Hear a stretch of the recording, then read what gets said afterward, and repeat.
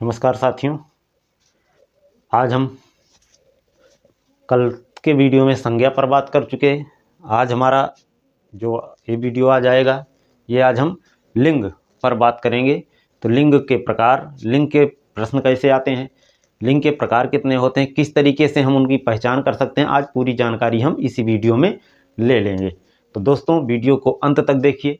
जिन दोस्तों ने चैनल को सब्सक्राइब नहीं किया वो चैनल को सब्सक्राइब कर लें, और जिन दोस्तों ने चैनल को सब्सक्राइब कर लिया है वो चैनल को शेयर करते रहें प्लीज़, क्योंकि हम आप लोगों के लिए इतनी मेहनत कर रहे हैं, आप लोग भी थोड़ी सी मेहनत हमारे लिए कीजिए।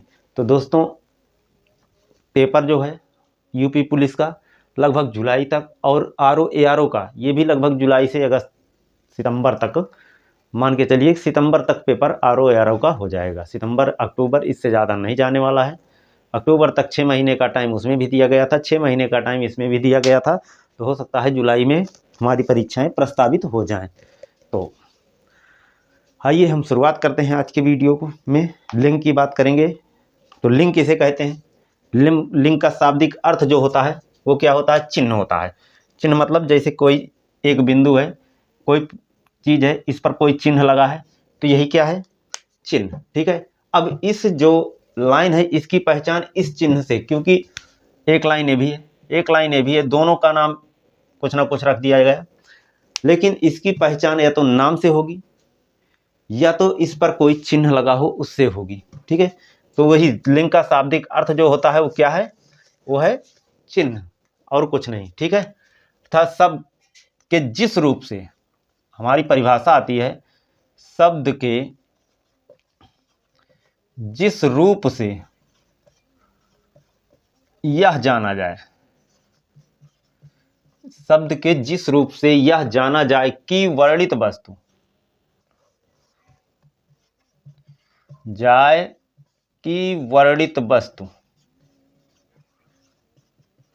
जो वस्तु वर्णित की गई है, जिसका वर्णन किया गया है, वो व्यक्ति, वस्तु हो या व्यक्ति हो, कोई भी हो सकता है, वस्तु हो सकता है, व्यक्ति हो सकता है, वो स्त्री है या पुरुष है,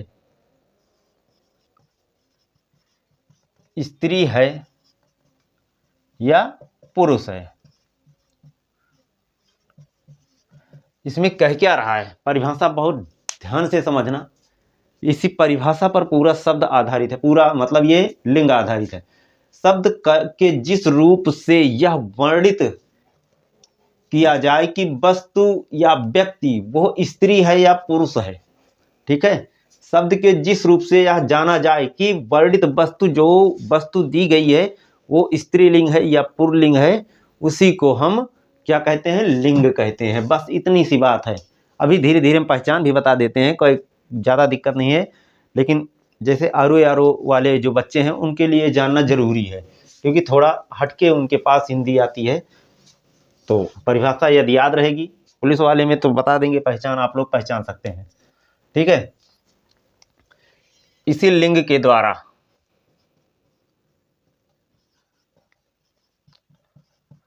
संज्ञा, सर्वनाम,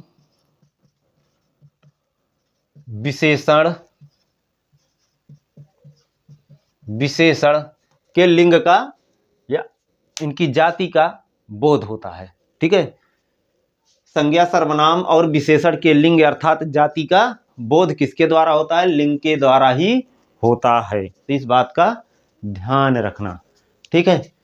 आइए हम पुल्लिंग शब्द की बात करते हैं। सबसे पहले लिंग दो प्रकार के होते हैं, एक स्त्रीलिंग, एक पुल्लिंग। ठीक है। तो हम पुल्लिंग की बात करते हैं पहले। पुल्लिंग। ठीक। पुल्लिंग में जो नियम है, इसके पहचान का सबसे पहली चीज, पहला नियम पहचान का लिख लीजिए, अकारांत शब्द पुल्लिंग होते हैं। अकारांत, अकारांत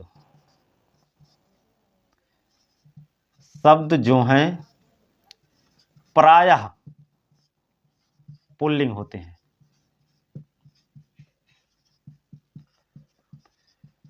अकारांत, ध्यान रखना, अकारांत में छोटा आ है। अकारांत अर्थात आखिर में अंत होने वाला, आ को लेकर आखिर में अंत होने वाला, आखिर में आ जिसमें आए। ठीक है। छोटा आ, बड़ा नहीं, छोटा आ, जिसके आखिर में ये आता है वो अक्सर पुल्लिंग होता है। जैसे राम, राम की बात करते हैं, नाम से मत जाइए। राम, राम में क्या है, रा प्लस मा हलंत करके आ को निकाल लिया गया, ठीक। अंत में क्या है, आ है। तो अब ये हलंत वाला मां आ के साथ मिलेगा तो पूरा मां बन जाएगा, तो यही होता है राम, ठीक है। तो यहां पे आखिर में अंत किसका हो रहा है, आ से, तो अकारांत आ शब्द से अंत होने वाला जो भी, लगभग लगभग प्रायः इसीलिए लिख दिया हूं, सभी नहीं, ठीक है, क्या होते हैं, पुल्लिंग होते हैं। जैसे हम बात करते हैं सूर्य की, सूर्य, ठीक है, सूर्य में आखिर में आ छुपा हुआ है, सु प्लस अधरा प्लस या प्लस आ, ये मिलके बनेगा क्या, सूर्य, ठीक है। इसी प्रकार क्रोध, इसी प्रकार क्रोध, इसमें क्या होगा, का प्लस ओ, का प्लस ओ प्लस ध प्लस आ, ये क्या हो गया, क्रोध। तो इसी प्रकार ध्यान रखना कि अकारांत छोटा आ शब्द का अंत जहां होता है वहां से किस बात की पुष्टि होती है, लगभग लगभग ये पुल्लिंग होता है, ठीक है। इसके बाद हम बात करते हैं आगे।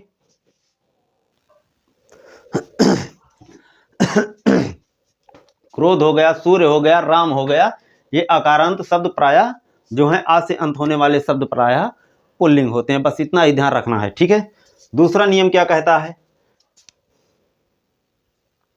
नियम नंबर 2 आएगा, थोड़ा सा है, वे भाववाचक संज्ञा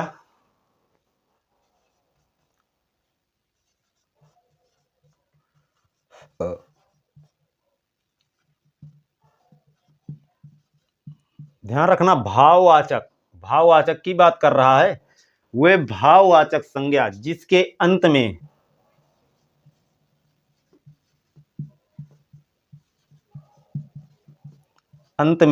क्या हो, त्वा वा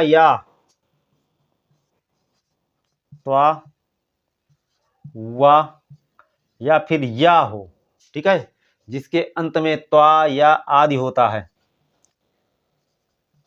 आदि लगा हो, ठीक है। त्वा वा या ये प्रायः जो हैं क्या होते हैं, ये पुल्लिंग होते हैं, जिसके अंत में, पहले बात इसमें ध्यान रखना कि भाववाचक संज्ञा की बात कर रहा है और अंत में त्वा वा और या की बात कर रहा है। पहचान बता रहा हूं, बहुत ध्यान से, बहुत ढंग से समझना, बहुत ध्यान से सुनना मेरी बात। भाववाचक संज्ञा, ठीक है, जिस संज्ञा में भाव प्रकट हो, किसी चीज का भाव प्रकट हो, भाववाचक संज्ञा, अंत में त्वा वा या, ना तो व्यक्तिवाचक, ना द्रव्यवाचक, ना इसी तरीके पांचों प्रकार की संज्ञा में सिर्फ एक संज्ञा की बात कर रहा है, भाववाचक संज्ञा की बात कर रहा है। यहाँ पे उस वो भी शर्त है, त्वा वा और या आदि हो, इसके अलावा कुछ नहीं हो, ठीक है। जैसे त्वा की बात करते हैं तो गुरुत्व, गुरुत्व। वा की अगर हम बात करते हैं तो एक शब्द आएगा गौरव, गौरव। इसके बाद या की बात करते हैं तो या किसमें, शौर्य, ठीक है। तो यहां क्या है, गुरुत्व, गौरव, शौर्य आदि जो हैं ये क्या हैं, ये पुल्लिंग में आते हैं, ठीक है। इसके बाद एक नियम और है, तीसरा नियम पुल्लिंग का, इसका स्क्रीनशॉट ले लीजिए आप लोग, फिर आगे बताते हैं।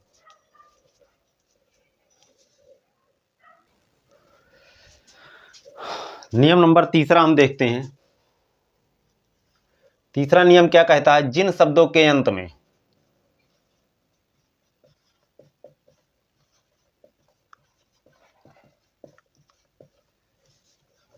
पा, पन, आओ,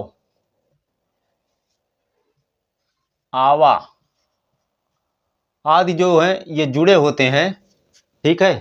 तो यहाँ पे क्या होगा, ये भी पुल्लिंग में ही होगा। जिन शब्दों के, नियम नंबर तीसरा ध्यान से सुनना, जिन शब्दों के अंत में पा, पन, आव, आवा ये शब्द जुड़े होते हैं वहां भी क्या होता है, पुल्लिंग ही होता है। जैसे पा की बात करते हैं, बुढ़ापा। पन की बात करते हैं, बुढ़ापा में क्या है, पुल्लिंग है। पन की बात करते हैं तो बचपन। इसी प्रकार बुढ़ापा हो गया, मोटापा हो गया, बचपन हो गया। आव की बात करते हैं तो घुमाव, घुमाव हो गया। आवा की बात करते हैं तो भुलावा हो गया। एक शब्द और है खाना, ले लीजिए, खाना भी इसी में है, पागल खाना, ठीक है। पागल खाना भी, ये सब क्या है, ये पुल्लिंग है, ठीक है। जिन शब्दों में पा, पन, आव, आवा, खाना आदि शब्द हो, खान आदि शब्द हो, वहां पे पुल्लिंग होगा, ठीक है। तो ये तो हो गया पुल्लिंग का। अब हम बात करते हैं स्त्रीलिंग वाले में। 4 नियम, 3 नियम इसमें हो गए, 3 से 4 नियम अगले में है। स्त्रीलिंग की पहचान कैसे करेंगे,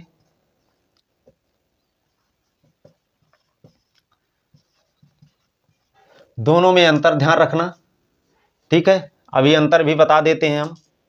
स्त्रीलिंग में सबसे पहला है क्या, पहले इसमें था अकारांत, अब इसमें आ गया अकारांत, अर्थात बड़ा आ, ठीक है। अकारांत शब्द क्या होंगे, स्त्रीलिंग होंगे हमेशा। अकारांत जो भी शब्द जो भी आएगा, वाक्य वर्ड, उसमें आ से यदि अंत होता है तो वो प्रायः स्त्रीलिंग में आएगा, ठीक है। बड़ा आ की बात कर रहे हैं, ये स्त्रीलिंग में होगा, पहली चीज। इसके बाद दूसरा, अकारांत के बाद दूसरा नियम लिखिए, इकारांत। इकारांत, इकारांत शब्द क्या होते हैं, ई, यहां पे ई की बात कर रहा, छोटी ई। इकारांत शब्द हमेशा स्त्रीलिंग में होगा, हमेशा, ठीक है। जैसे देख लीजिए कुछ, रीति, रीति, यहां पे क्या है, ता, ता प्लस छोटी ई है, आखिरी वाला देखिए, ता प्लस छोटी ई, रीति में, ठीक है। यहां पे छोटी ई से समाप्ति हो रही है शब्द की, किसकी, रीति की, ता प्लस ई लास्ट में। इसी प्रकार तिथि, तिथि, तिथि में क्या है, लास्ट देखिए, लास्ट था प्लस तिथि, छोटी ई रहता है इस पे, छोटी ई, तिथि, ये क्या हो गया, था प्लस छोटी ई, इकारांत शब्द। इसी प्रकार हानि, हानि पूरा रहने दो, सिर्फ नी की बात करते हैं, नी में ना प्लस छोटी ई, ठीक है। तो ये सब क्या होते हैं, ये स्त्रीलिंग होते हैं। इसके बाद इकारांत के बाद बड़ी इकारांत, नियम नंबर 3, बड़ी ई कारांत शब्द। बड़ी इकारांत शब्द भी प्रायः स्त्रीलिंग होते हैं, ये भी ध्यान रखना। बड़ी इकारांत शब्द, जैसे इसमें कुछ अपवाद हैं इकारांत में, छोटी ई से, जैसे कवि हो गया, अपवाद में कवि की बात करते हैं तो यहां भी छोटी ई है, लेकिन ये पुल्लिंग होता है। कपि, कपि भी पुल्लिंग शब्द है। इसी प्रकार रवि, रवि भी पुल्लिंग शब्द में आता है। ये इसके कुछ अपवाद हैं, ध्यान रखना अपवादों को। कवि, कवि, रवि, कपि, ये सब क्या है, ये अपवाद हैं। इसी प्रकार अब अगला देखते हैं, नियम नंबर 3 को। इकारांत शब्द प्रायः स्त्रीलिंग होते हैं, ये भी ध्यान रखना। जैसे नदी, नदी की बात करते हैं तो दा प्लस बड़ी ई से समाप्त हो रहा है, ये क्या है, ये स्त्रीलिंग है। इसी प्रकार रोटी हो गया, टोपी हो गया, रोटी, यहाँ टाटा पे बड़ी ई की मात्रा है, ध्यान रखना इसको, रोटी टाटा पे छोड़। इसके बाद अपवादों की बात कर लेते हैं इकारांती वाले में। तो नदी हो गया, रोटी हो गया, टोपी हो गया, ये सब स्त्रीलिंग में आएंगे। लेकिन पुल्लिंग में क्या आएगा इसका अपवाद, जैसे हाथी हो गया, हाथी, हाथी पुल्लिंग होता है, ध्यान रखना, अपवाद में नोट कर लेना। हाथी, दही, पानी, ये सब क्या है, पुल्लिंग शब्द हैं। है तो लास्ट में बड़ी ई, लेकिन ये इसके कुछ अपवाद हैं। इकारांती स्त्रीलिंग होते हैं, की पूर्णता स्त्रीलिंग होते हैं प्रायः, कुछ लगभग 95% रेयर केस, ध्यान रखिएगा, 5% अपवाद में आ जाएगा। नियम नंबर 4, इसका स्क्रीनशॉट ले लीजिए, चौथे पे बात करते हैं। नियम नंबर 4 में बात करेंगे तो आई, या, आवट, आहट, इमा आदि जो प्रत्यय हैं, ये प्रत्यय वाले शब्द जो भी हैं, आई, या, आवट, आहट, इमा आदि प्रत्यय वाले शब्द क्या हैं, हमेशा स्त्रीलिंग होंगे। जैसे आई से, आई का मतलब पढ़ाई, पढ़ाई, या बिंदिया, बिंदिया, डिबिया, आवट, लिखावट, मिलावट, आहट की बात करते हैं, घबराहट, खटखटाहट, ठीक है। ता की बात करते हैं, सुंदरता, मधुरता, इमा, इमा की बात करेंगे तो महिमा, ठीक है। तो ये सब क्या है, ये स्त्रीलिंग है जिसके अंत में आई, या, आवट, आहट, इमाता आदि शब्द आते हैं, ठीक है। वहां पे क्या होता है, प्रायः स्त्रीलिंग होता है। तो ये 4 नियम स्त्रीलिंग के, 3 नियम पुल्लिंग के, आप लोग कंठस्थ कर लीजिए। यहीं से उत्तर आता है, यहीं से प्रश्न आता है, प्रश्न में ही उत्तर मिल जाता है, आप लोगों को कहीं ढूंढना भी नहीं पड़ता। कल के वीडियो में हम देख लेंगे एक दो प्रश्न उत्तर कैसे आता है, ठीक है। फिर मिलते हैं अगले वीडियो में, नमस्कार।